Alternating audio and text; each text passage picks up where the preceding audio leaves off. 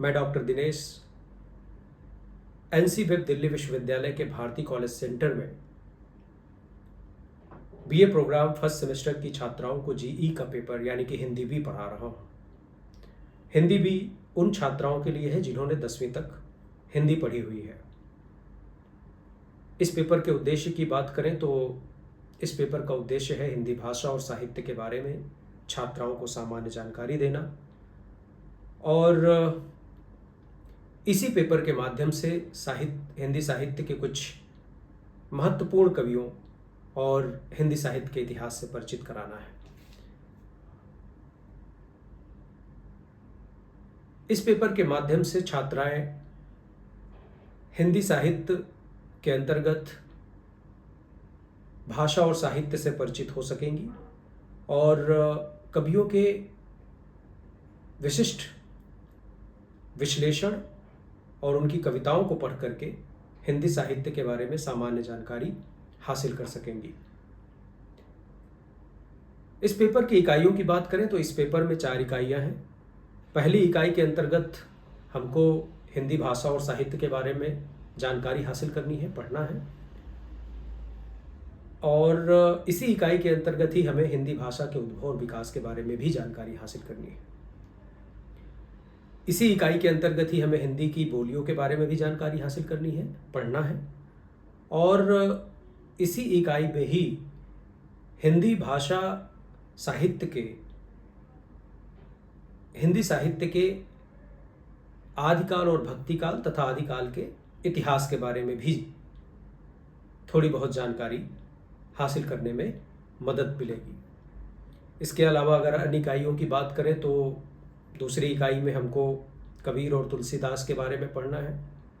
कबीर और तुलसीदास हिंदी साहित्य के भक्तिकालीन कवि माने जाते हैं।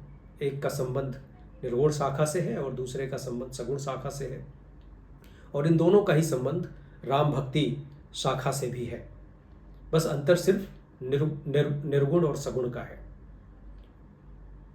दूसरी इकाई के बारे में हमने बात कर ली। तीसरी इकाई के बारे में अगर हम बात करें तो तीसरी इकाई में हम लोगों को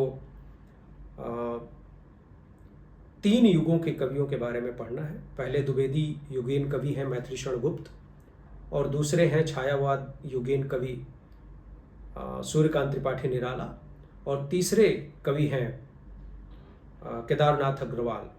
केदारनाथ अग्रवाल का संबंध है प्रगतिवादी युगीन कवि से।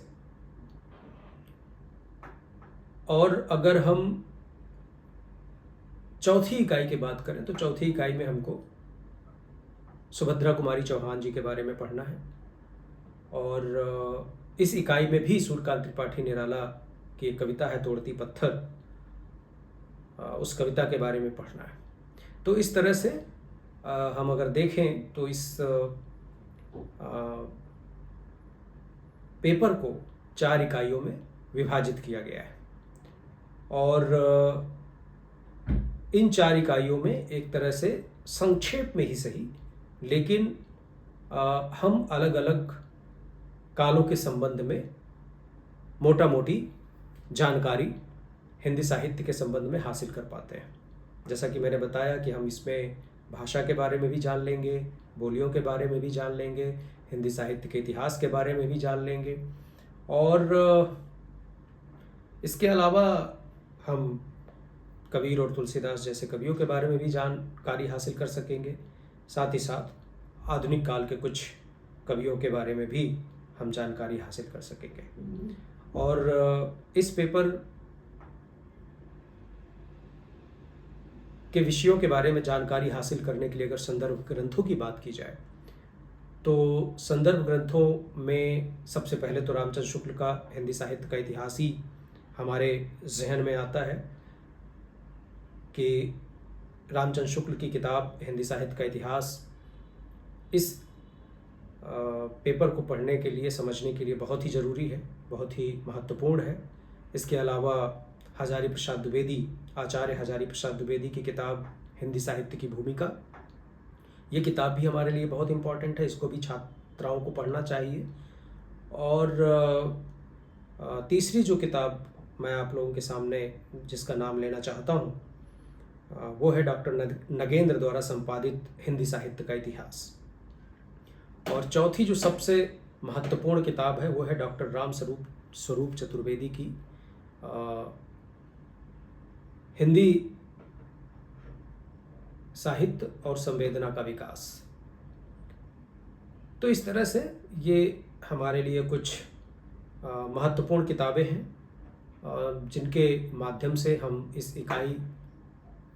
इस पेपर के अंतर्गत जो भी इकाइयां हैं उनके बारे में जानकारी हासिल कर सकेंगे। उम्मीद है कि आप लोगों को ये जानकारी